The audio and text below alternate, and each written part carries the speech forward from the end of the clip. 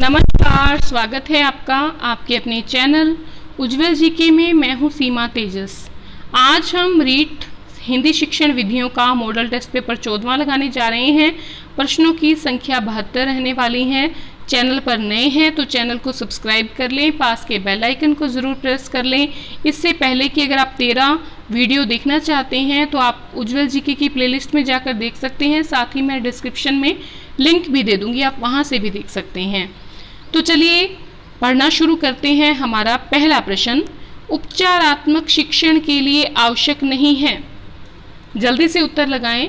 आपने कमेंट करके ज़रूर बताना है आपके कितने प्रश्न सही रहे। तो उपचारात्मक शिक्षण के लिए सही नहीं है, ज़रूरी नहीं है, शिक्षण विधि को स्थायी रखना ज़रूरी नहीं है। नेक्स्ट है, शब्द भंडार में वृद्धि के लिए सर्वाधिक उपयुक्त है। तो शब्द भंडार में वृद्धि के लिए सर्वाधिक उपयुक्त है गद्य शिक्षण। नेक्स्ट है, प्राचीन प्रक्षेपी यंत्र जिसके माध्यम से चित्रों को पर्दे पर प्रक्षेपित करके बड़े आकार में देखा जा सकता था। तो प्राचीन अगर बात कर रहे हैं तो प्राचीन प्रक्षेपी यंत्र है जादू की लालटेन, जिसके माध्यम से चित्रों को पर्दे पर प्रक्षेपित करके बड़े आकार में देखा जा सकता था।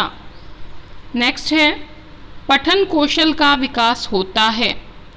तो देखिए, पठन कौशल का विकास होता है मौन वाचन से।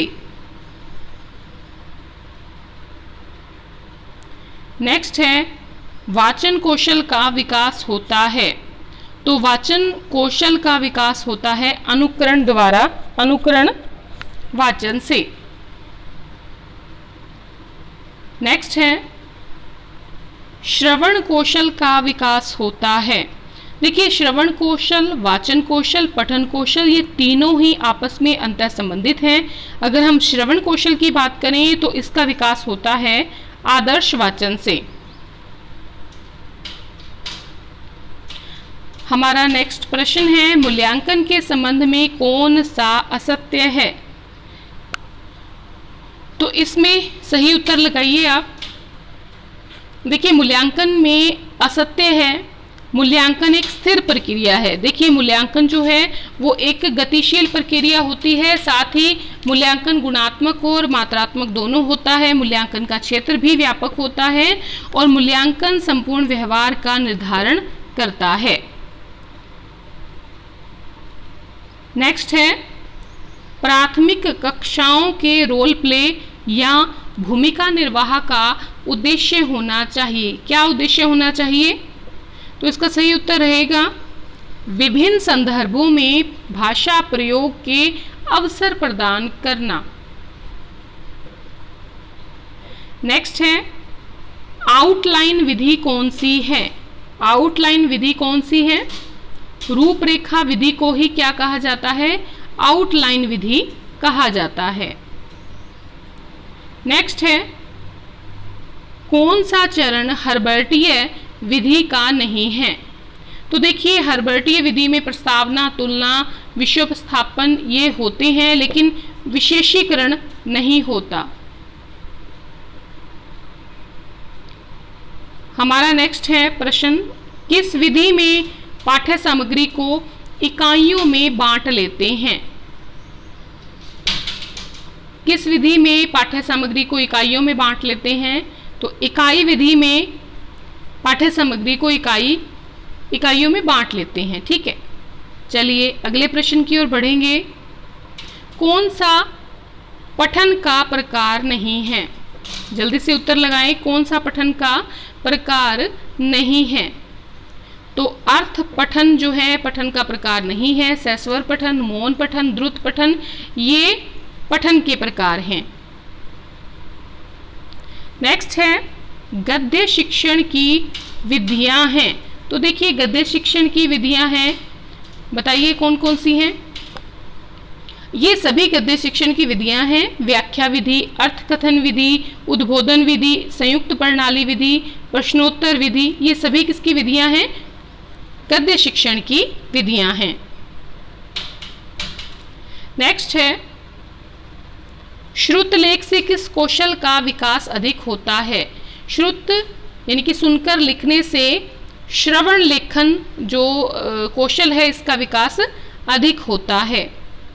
नेक्स्ट है, यदि कोई विद्यार्थी अशुद्ध लिखता है तो आप क्या उपचार करेंगे?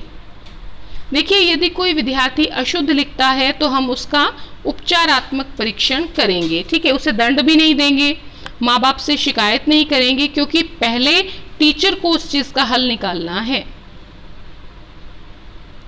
नेक्स्ट है, भाषा शिक्षण में बहुमुखी प्रयास का अभिप्राय है। तो देखिए, भाषा शिक्षण में बहुमुखी प्रयास का अभिप्राय है कि सभी विषयों के शिक्षण में भाषा पर बल देना। नेक्स्ट है, अनुकरण विधि रचना के लिए उपयुक्त है। क्या उपयुक्त है अनुकरण विधि रचना के लिए? प्राथमिक स्तर पर जो है अनुकरण विधि रचना के लिए उपयुक्त है। अनुकरण विधि प्राथमिक स्तर पर रचना के लिए उपयुक्त है। नेक्स्ट है, लेखन क्रिया के शिक्षण का आरंभ होता है। तो लेखन क्रिया के शिक्षण का आरंभ सीधी रेखाओं से होता है। मतलब आप बच्चों को सिखाएंगे सबसे पहले सीधी लाइनें खींचना, फिर टेढ़ी लाइनें, तिरछी लाइनें खींचना, और उसके बाद फिर अक्षरों या घुंडियों का प्रयोग करेंगे। नेक्स्ट है, भाषा सीखने सिखाने का उद्देश्य है। तो भाषा सीखने सिखाने का क्या उद्देश्य है? विभिन्न स्थितियों में भाषा का प्रभावी प्रयोग करना भाषा सीखने सिखाने का उद्देश्य है। नेक्स्ट है, अच्छी परीक्षा में आवश्यक है। अच्छी परीक्षा में विश्वसनीयता भी होनी चाहिए, वस्तुनिष्ठता भी होनी चाहिए, विभेदकारिता भी होनी चाहिए, मतलब इनमें से सभी। मूल्यांकन उपयोगी है। मूल्यांकन उपयोगी है, उत्तर लगाएं जल्दी से। तो विद्यार्थियों की प्रगति जानने में मूल्यांकन जो है उपयोगी है। चलिए अगला प्रश्न देखते हैं। भाषा है, भाषा क्या है? भाषा अर्जित संपत्ति है। ठीक है, ईश्वर नहीं देता, उत्तराधिकार में भी हमें भाषा नहीं प्राप्त होती, और ये ईश्वर जो है अर्जित की जाती है। अगला प्रश्न है, प्रमाणिक परीक्षण मानते हैं। किसे मानते हैं प्रमाणिक परीक्षण? तो वस्तुनिष्ठ परीक्षा को प्रमाणिक परीक्षण मानते हैं। अगला प्रश्न है, निगमन विधि के शिक्षण सूत्र हैं। कौन सा है निगमन विधि का शिक्षण सूत्र?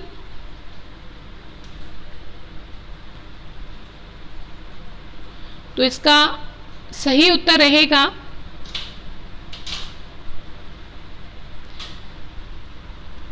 ये सभी। देखिए, अपूर्ण से पूर्ण की ओर, सामान्य से विशिष्ट की ओर, अज्ञात से ज्ञात की ओर, नियम से उदाहरण की ओर, कठिन से सरल की ओर, ये सभी निगमन विधि के शिक्षण सूत्र हैं।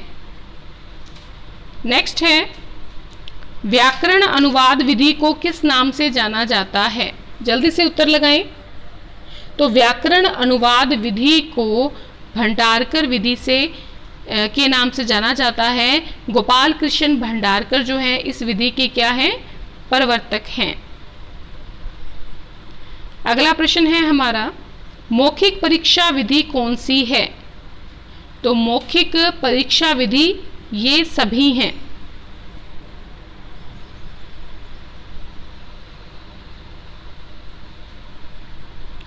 नेक्स्ट है, निगमन विधि है। निगमन विधि कौन सी है? मनोवैज्ञानिक है या अमनोवैज्ञानिक है, या कुछ भी नहीं कह सकते। तो निगमन विधि जो है अमनोवैज्ञानिक विधि है।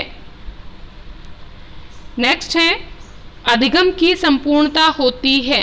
तो देखिए, अधिगम की संपूर्णता होती है इकाई योजना में।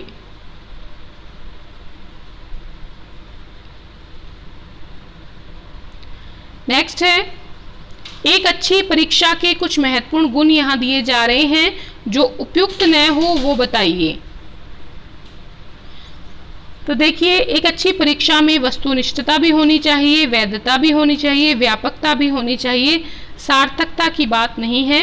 अच्छी परीक्षा में ये तीनों गुण जरूरी हैं।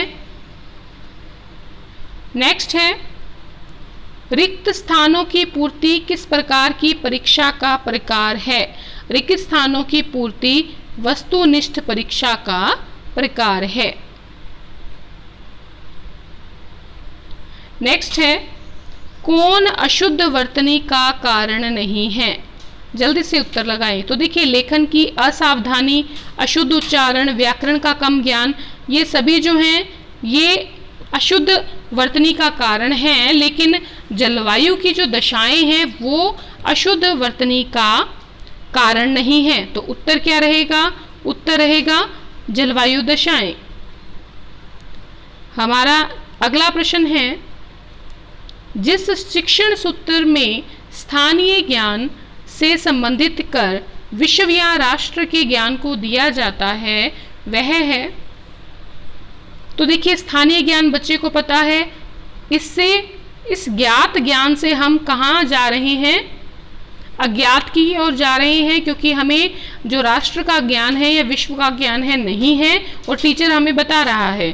तो क्या रहेगा? ज्ञात से अज्ञात की ओर। नेक्स्ट है, किसी स्वीकृत नियमों द्वारा किसी वस्तु का अंकन प्रदान करना ही मापन है, जबकि उसके गुणों के आधार पर निष्कर्ष निकालना ही क्या है?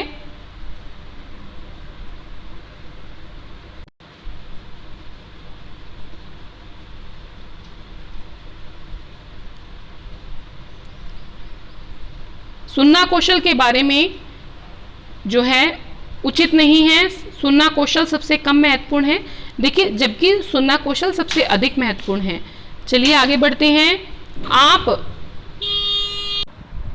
नेक्स्ट है, आप सैस्वर पठन में अनिवार्यता किस साहित्यिक विधा का समर्थन करेंगे? अनिवार्यता किस साहित्यिक विधा का समर्थन करेंगे? तो एकांकी का समर्थन करेंगे सैस्वर पठन में। नेक्स्ट है, पाठ योजना के कितने रूप होते हैं? जल्दी से उत्तर लगाइए। देखिए, कमेंट करके ज़रूर बताइएगा कि आपके कितने प्रश्न सही हुए हैं। तो पाठ योजना के अंतर्गत जो रूप होते हैं वो होते हैं 4। देखिए, एक तो होती है दैनिक योजना, एक होती है इकाई योजना, एक होती है मासिक योजना महीने की, और एक होती है वार्षिक योजना। ठीक है, तो पाठ योजना के 4 रूप होते हैं। चलिए अगले प्रश्न की ओर बढ़ते हैं। NCERT का सोपान क्रम क्या है? तो इसका सही उत्तर रहेगा अदा, प्रक्रिया, प्रदा, यानी इनपुट, प्रोसेस और आउटपुट। नेक्स्ट है, किसके अनुसार मौन वाचन कक्षा 7 से प्रारंभ कर देना चाहिए? तो मौन वाचन कक्षा 7 से प्रारंभ कर देना चाहिए, ये जड का विचार है। नेक्स्ट है, विचारों की अच्छी अभिव्यक्ति किस प्रकार के प्रश्नों में होती है? तो विचारों की अच्छी अभिव्यक्ति जो होती है वो निबंधात्मक परीक्षा में होती है। नेक्स्ट है, भाषा की शिक्षा दी जाती है। तो भाषा की शिक्षा दी जाती है अर्थ ग्रहण और अभिव्यक्ति के लिए। हमारा अगला प्रश्न है 43, समग्र और सतत मूल्यांकन में। देखिए, समग्र और सतत मूल्यांकन में विद्यार्थी के व्यक्तित्व का विकास संभव है। ठीक है, विद्यार्थी कह लीजिए, विद्यार्थी के व्यक्तित्व का विकास संभव है समग्र और सतत मूल्यांकन में। नेक्स्ट है, लिखित अभिव्यक्ति का साधन नहीं है। तो जल्दी से उत्तर लगाएं, लिखित अभिव्यक्ति का साधन नहीं है। तो लिखित अभिव्यक्ति का साधन वाद विवाद नहीं है, पत्र लेखन ये भी लिखित होता है, निबंध लेखन ये भी लिखित होता है, और नाटक का लेखन ये भी लिखित में ही आएगा। नेक्स्ट है 45, प्रिंट मीडिया में सम्मिलित नहीं किया जा सकता। बहुत बढ़िया प्रश्न है, प्रश्न पूछा गया है आरपीएससी के द्वारा। जल्दी से उत्तर लगाएं। कमेंट करके इस प्रश्न का उत्तर जरूर दीजिएगा। प्रिंट मीडिया में सम्मिलित पाठ्य पुस्तक को नहीं किया जाता, ठीक है। समाचार पत्र को किया जाता है, पत्रिकाओं को किया जाता है, विद्यालय की जो पत्रिकाएं होती हैं उनको भी प्रिंट मीडिया के अंतर्गत सम्मिलित किया जाता है, लेकिन पाठ्य पुस्तक को प्रिंट मीडिया में सम्मिलित नहीं किया जाता, ठीक है। और ऐसा नहीं है कि एक बार प्रश्न रीड में पूछा गया है तो अगले साल नहीं आएगा, ठीक है। बहुत बार प्रश्न रिपीट होते हैं, तो प्रश्नों को बढ़िया तरीके से देखिएगा, अंत तक जरूर बने रहिएगा।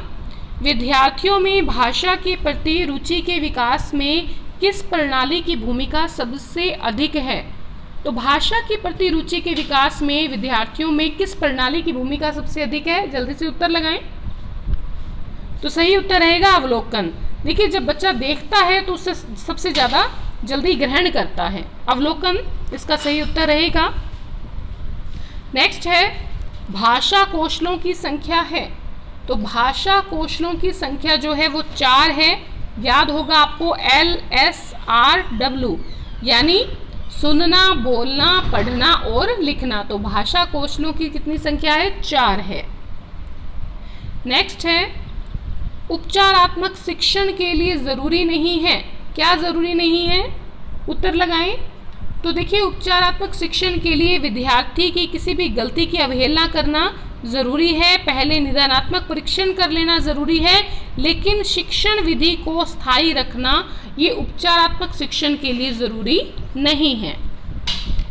तो उत्तर रहेगा फर्स्ट। हमारा नेक्स्ट प्रश्न है, बालकों को लिखना सिखाने से पहले ज़रूरी है। क्या ज़रूरी है बच्चों को लिखना सिखाने से पहले? लेखन संबंधी जिज्ञासा उत्पन्न करना ज़रूरी है। चलिए अगले प्रश्न की ओर बढ़ते हैं। साइट, SITE, साइट क्या है? तो साइट है उपग्रह अनुदेशात्मक दूरदर्शन प्रयोग। नेक्स्ट है, वस्तुनिष्ठ प्रश्नों की उपयोगिता का प्रमुख कारण है। वस्तुनिष्ठ प्रश्नों की उपयोगिता का प्रमुख कारण है निष्पक्ष मूल्यांकन। नेक्स्ट है 52, भाषा पर मानव अधिकार होने से बढ़कर भाषा का निरंतर प्रयोग जरूरी है। ये कथन है, किसका कथन है ये? तो ये कथन है ब्रूनर का। भाषा पर मानव अधिकार होने से बढ़कर भाषा का जो रेगुलर यूज़ है, प्रयोग है, वो ज़रूरी है, ये कहना है ब्रूनर का। 53 है हमारा प्रश्न अगला, व्याकरण शिक्षण का आरंभ किसके द्वारा होना चाहिए? तो किसके द्वारा होना चाहिए? वाक्यों के द्वारा। देखिए, यहाँ पर व्याकरण शिक्षण की बात हो रही है, ध्यान रखिएगा। अक्षरों के द्वारा, शब्दों के द्वारा, वर्णमाला के द्वारा व्याकरण शिक्षण का आरंभ नहीं होता है, वाक्यों के द्वारा व्याकरण शिक्षण का आरंभ होता है। हमारा नेक्स्ट प्रश्न है, नवीन परिस्थितियों द्वारा कौशल विकास किस विधि का सबसे बड़ा गुण है? तो नवीन परिस्थितियों द्वारा कौशल विकास किस विधि का सबसे बड़ा गुण है? सही उत्तर रहेगा इकाई विधि। इकाई विधि में नवीन परिस्थितियों द्वारा कौशल विकास जो है ये सबसे बड़ा गुण है इकाई विधि का। नेक्स्ट है 55, शिक्षण क्रियाओं तथा उद्देश्य के आलेख को पाठ योजना कहते हैं। ये परिभाषा किसकी है? उत्तर लगाइए जल्दी से। 55 प्रश्न है, संख्या है। शिक्षण क्रियाओं तथा उद्देश्य के आलेख को पाठ योजना कहते हैं, ये परिभाषा दी थी बोसिंग ने। किसने परिभाषा दी थी? बोसिंग ने। नेक्स्ट है, देखो सुनो समझो सिद्धांत पर आधारित शिक्षण विधि कौन सी है? बहुत बढ़िया प्रश्न है। तो देखिए, प्रदर्शन विधि जो होती है उसमें देखते हैं, सुनते हैं, समझते हैं। तो देखने पर, सुनने पर और समझने का जो सिद्धांत है उस पर आधारित विधि है प्रदर्शन विधि। चलिए अगले प्रश्न की ओर बढ़ते हैं। हमारा आज का 57वां प्रश्न है, विचार विश्लेषणात्मक प्रश्न पूछे जाते हैं। किसमें पूछे जाते हैं? तो देखिए, गद्य पाठ योजना जो होती है उसमें विचार विश्लेषणात्मक प्रश्न पूछे जाते हैं। अगर आपको वीडियो पसंद आ रही है, ये सीरीज़ अच्छी लग रही है, तो प्लीज़ एक कमेंट करके ज़रूर बताइएगा कि आपको सीरीज़ अच्छी लग रही है, ठीक है। और लाइक तो ज़रूर करना है, क्योंकि आपके लाइक से हमें मोटिवेशन मिलता है, ठीक है। चलिए अगले प्रश्न की ओर बढ़ते हैं। यदि छात्र की इंद्रियों में दोष है तो वह न भाषा सीख सकता है और न अपने मनोभावों को अभिव्यक्त कर सकता है। तो किस इंद्री में दोष होने पर ऐसा होता है? श्रवण जो इंद्री है, इसमें जब दोष होता है तो बच्चा न तो भाषा सीख सकता है और न ही अपने मनोभावों को अभिव्यक्त कर सकता है। चलिए अगले प्रश्न की ओर बढ़ते हैं। एक उत्तम पुस्तक शिक्षकों की शिक्षक होती है। बहुत सही कहा है। किसने कहा है? एक उत्तम पुस्तक शिक्षकों की शिक्षक होती है, ऐसा कहा है डगलस ने। नेक्स्ट है, मूल्यांकन के कतिपय महत्वों की चर्चा की जा रही है, जो अनुपयुक्त है वो बताना है आपने। तो देखिए, पहला है शिक्षक का प्रयास, पाठ्यक्रम में संशोधन का कार्य। थर्ड है छात्र को परिश्रम करने के लिए प्रेरित करता है। और अंतिम है मूल्यांकन सीखने की क्रिया में सहायक है। तो देखिए, मूल्यांकन सीखने की क्रिया में सहायक है, बिल्कुल सहायक है। जब मूल्यांकन होगा तो बच्चा ज़्यादा सीखेगा। छात्र को परिश्रम करने के लिए प्रेरित करता है, मूल्यांकन बिल्कुल करता है, ये भी सही है। पाठ्यक्रम में संशोधन का कार्य, ये भी सही है। शिक्षक का प्रयास इसके अंतर्गत जो है उपयुक्त नहीं है। नेक्स्ट है, भाषा सिखाने के संबंध में कौन सा कथन सही है? तो सही उत्तर रहेगा, बच्चे स्कूल आने से पूर्व ही भाषाई कुंजी से लैस होते हैं। क्यों? क्योंकि परिवार में सबसे पहले माता सिखाती है, परिवार के लोग सिखा रहे हैं, आस पड़ोस के लोग भाषा बोल रहे हैं, तो भाषाई कुंजी से लैस होते हैं स्कूल आने से पहले ही बच्चे। नेक्स्ट है, पाठ के अंत में अभ्यास और गतिविधियां देने का उद्देश्य क्या होता है? बहुत बढ़िया प्रश्न है। तो देखिए, बच्चों को अभिव्यक्ति के अवसर देना इस चीज़ का जो है उद्देश्य होता है कि लेसन के लास्ट में कुछ अभ्यास दिए जाते हैं, कुछ गतिविधियां करने के लिए बच्चों को दी जाती हैं, ताकि बच्चे अपनी अभिव्यक्ति को व्यक्त कर सकें। चलिए अगले प्रश्न की ओर बढ़ते हैं। चोम्स्की के अनुसार कौन सा कथन सही है? तो चोम्स्की के अनुसार कौन सा कथन सही है? इसका सही उत्तर रहेगा, बच्चों में भाषा सीखने की जन्मजात क्षमता होती है। ठीक है, ये किसका कथन है? न आपका है ना मेरा है, ये चोम्स्की का कथन है। चलिए अगले प्रश्न की ओर बढ़ते हैं। वर्णों का उच्चारण क्रम है। तो ये पूछ रहे हैं कि जो वर्ण होते हैं उनका सही उच्चारण क्रम क्या है?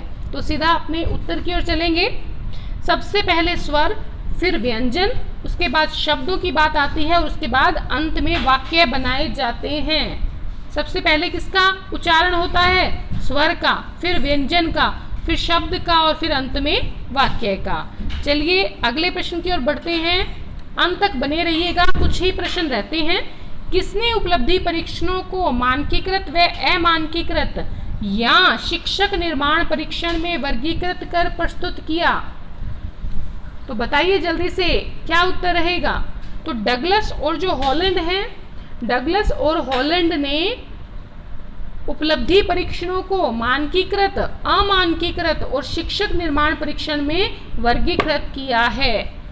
चलिए 66 पे चलते हैं।